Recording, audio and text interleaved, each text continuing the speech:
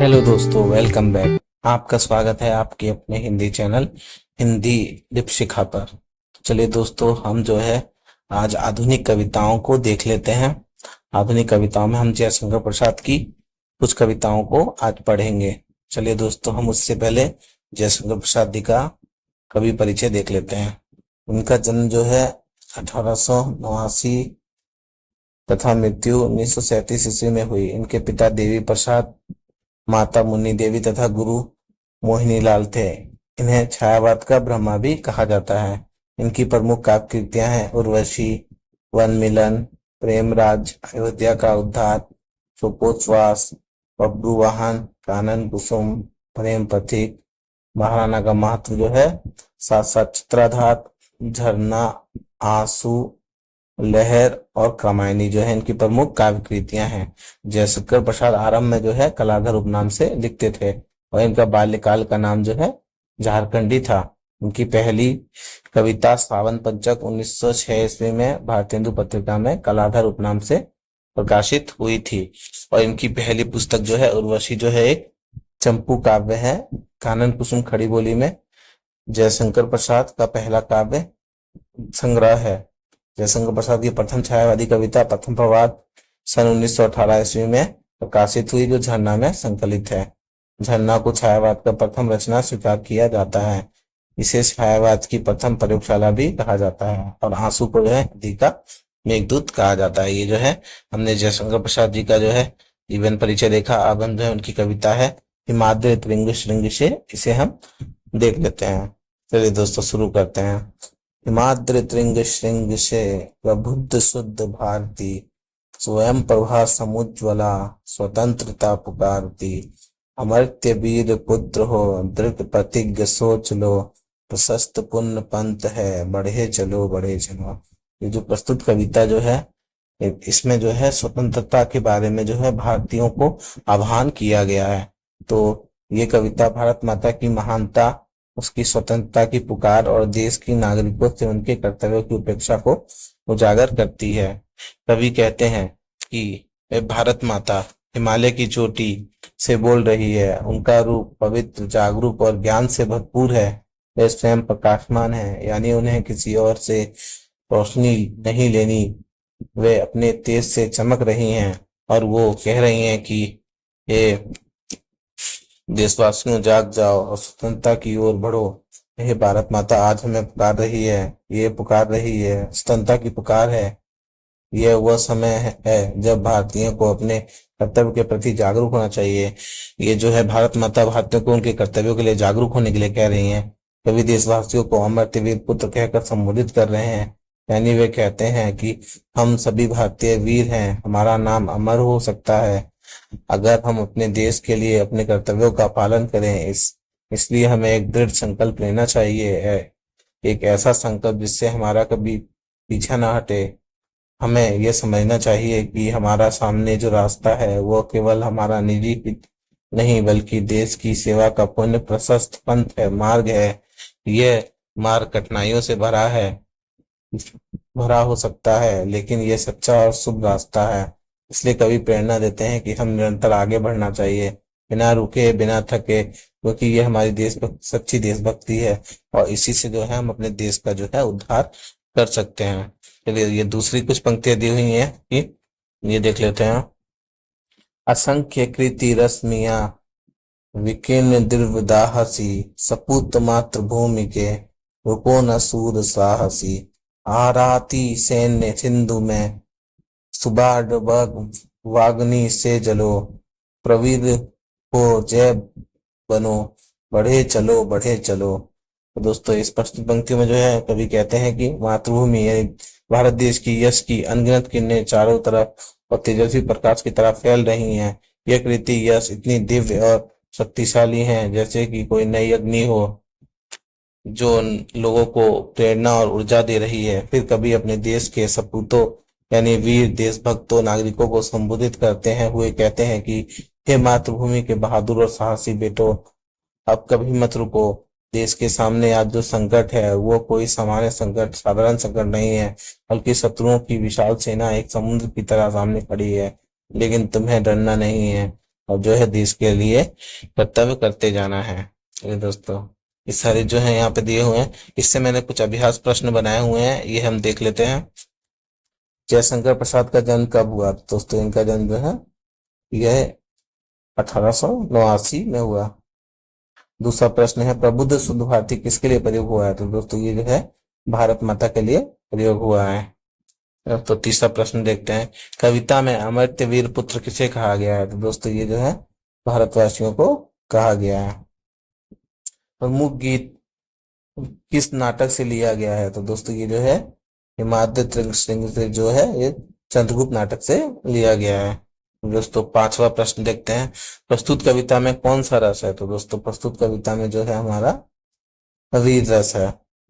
ये दोस्तों ये हमने एक कविता पढ़ ली, अब जो है हम एक कविता कुछ और देख लेते हैं। चलिए दोस्तों, दूसरी कविता है जयशंकर प्रसाद की, ले चल भुलावा देकर मेरे नाविक धीरे धीरे। चलिए दोस्तों, ले चल भुलावा देकर मेरे नाविक धीरे धीरे।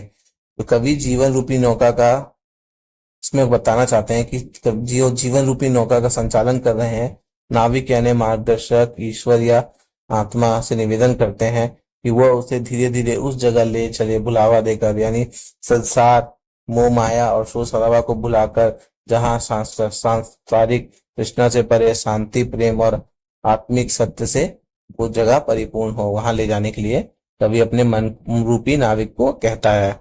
चलिए दोस्तों दूसरी कुछ पंक्ति देख लेते हैं, जिस निर्जर में सागर लहरी अंबर के कानों में गहरी, निश्चल प्रेम कथा कहती हो तज कोलाहल की अवनी दे। मतलब प्रस्तुत पंक्तियों में ये जो कवि कहते हैं कि कवि उस स्थान की कल्पना करते हैं जो निर्जन हो, जहां मतलब जहां कोई सांसारिक मोह माया जन नहीं हो, वहां की सागर लहरियां इतनी मधुर और शांत हो कि मानो आकाश के कानों में गहराई से एक निश्चल यानी निर्मल प्रेम कथा सुनाई दे रही हो। कवि कहना चाहते हैं कि धरती अवनी जो कोलाहल या शोर शराबा से मुक्त जगह है, वहीं उनकी मंजिल है, वहीं उनका जो है आखिरी स्थान है।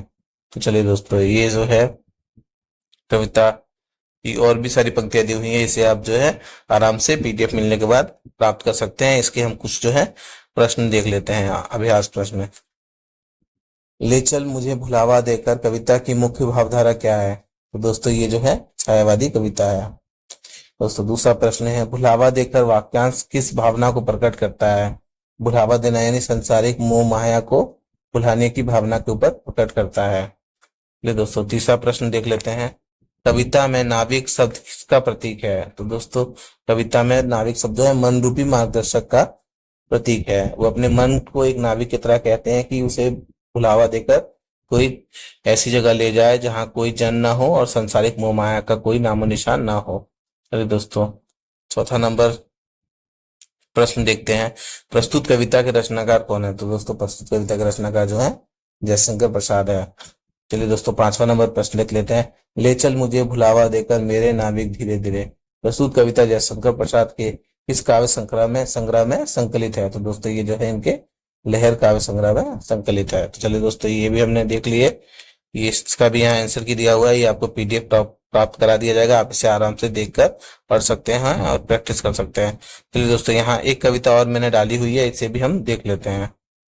तो ये जयशंकर प्रसाद जी की जो है बीती विभावरी जागरी कविता है, इसका जो है हम कुछ पंक्तियां और इनका भावार्थ देख लेते हैं। चलिए दोस्तों शुरू करते हैं, बीती विभावरी जागरी अंबर पनघट में डूबो रही, तारा घट उषा नागरी, खग कुलकुल सा बोल रहा, कसले का अंचल डोल रहा, तो ये लतिका भी भर लाई, मधु मुकुल नवल रस गागरी, अधरों में रोग अमंत पिए, पलकों में मलियज बंद किए, तू अब तक सो ए आली, आंखों में भर बहिगरी। अरे दोस्तों ये जो है कुछ पंक्तियां हैं, इसका हम जो है भावार्थ देख लेते हैं। प्रस्तुत कविता में के माध्यम से जयशंकर प्रसाद जी ने प्रकृति का मानवीकरण किया है। कवि कहते हैं कि एक स्त्री पनघट पर पहुंचकर घड़ा डुबो रही है। स्त्री है उषा, आकाश है घड़ा और तारा, अर्थात उषा आकाश में तारों को डुबो रही है, अर्थात हुआ सुबह हो रही है, आकाश में तारे डूब रहे हैं। एक सखी दूसरे सखी से कहती है, ए सखी उठ जा, रात बीत चुकी है। और उषा रूपी स्त्री आकाश रूपी पंगट में तारे रूपी घड़ों को डुबो रही है। अर्थ हुआ उषा काल हो गया है, आकाश में रात की कालिमा दूर हो गई है हो और आसमानी रंग दिखने लगा है। आप जानते हैं कि पानी का रंग भी आसमानी ही दिखता है, इसलिए यहाँ आकाश की कल्पना पानी भरने के घाट के रूप में की गई है। आकाश का रंग बदल रहा है और तारों की झिलमिलाहट भी हल्की हल्की होते लुप्त हो रही जा रही है। जैसे घड़ा देखते देखते गुडुप सा पानी में डूब जाता है, इसी तरह जो है धीरे धीरे संध्या हो रही है, प्रातःकाल हो रहा है। ये प्रातःकाल हो गया। और इस तथ्य पर बल देते हुए सखी कहती है कि पक्षियों का मधुर स्वर सुनाई दे रहा है, कोपल के अंचल में थिरकन हो रही है, अर्थात धीमी धीमी हवा से कोपने थिरकने लगी हैं। सुनो, ये लता भी अपने अकेले फूल रूपी नगरी में नया रस भर लाई है। कली से फूल बनने की प्रक्रिया में अकेले फूल की आकृति जो है, आकृति कलश यानी गागरी जैसी होती है और बीच में ताजा रस से पूर्ण पराग होता है। अतः यहाँ अकेले फूल और रस से भरी नगरी के समानता के आधार पर सुंदर रूपक बन गया है। प्रातःकाल की सूचना देने के साथ साथ सखी को संबोधित करते हुए कहा गया है कि सखी सुबह हो गई, सारा संसार अपने क्रियाकलापों में लगा हुआ है, पर तू अपने होठों से कभी मद ना पड़ने वाला राग लिए हुए अपने केशों में सुगंधित वायु को समेटे तथा आंखों में रात की कुमारी लिए अभी तक सोई हुई है। अगर तू उठे तो प्रकृति का सौंदर्य, मानवीय उमंग और उल्लास से और भी अधिक निखर उठेगा। तो दोस्तों यहाँ पे जो है जयशंकर प्रसाद जी ने जो है प्रकृति और मनुष्य का जो है मानवीकरण जो है यहाँ पे प्रस्तुत किया है। तो चलिए दोस्तों यहाँ पे हम कुछ प्रश्नों को भी देख लेते हैं। तो ये पहला प्रश्न हमारा, वीति विभावरी जागरी किस काव्य संग्रह में संकलित है? तो दोस्तों ये जो है लहर में संकलित है। लहर का प्रकाशन वर्ष क्या है? तो दोस्तों लहर का प्रकाशन वर्ष है 1933 है। तो दोस्तों तीसरा प्रश्न देख लेते हैं, वीति विभावरी जागरी इस पंक्ति में किस अलंकार का प्रयोग हुआ है? तो दोस्तों इसमें जो है रूपक अलंकार का प्रयोग हुआ है। प्रयुक्त पंक्ति में उषा का अर्थ क्या है? तो दोस्तों प्रस्तुत पंक्ति में उषा का अर्थ जो है यहाँ पे सुबह है, सुबह को बताया गया है। चलिए दोस्तों इस कविता में कवि किस समय का वर्णन करता है? दोस्तों इसमें जो है ये प्रातःकाल का वर्णन करते हैं। चलिए दोस्तों ये हमने ये सारा जो है यहाँ उत्तर कुंजी दिया हुआ है। चलिए दोस्तों यहाँ उषा का अर्थ जो है यहाँ पे स्त्री बताया गया है, वहां मैंने थोड़ा सा एक बताने में थोड़ी गलती हुई, यहाँ पे स्त्री बताया गया है 4 नंबर में। चलिए दोस्तों ये सारे जो है हमने प्रश्न जो है आपके करा दिए हैं।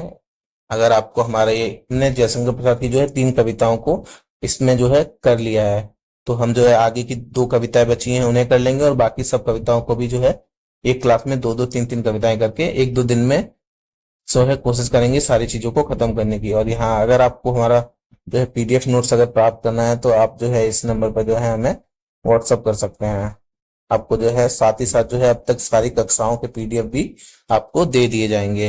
अब चलिए दोस्तों आशा करता हूं कि आप सभी जो है अपनी तैयारी में जुटे होंगे। चलिए दोस्तों धन्यवाद।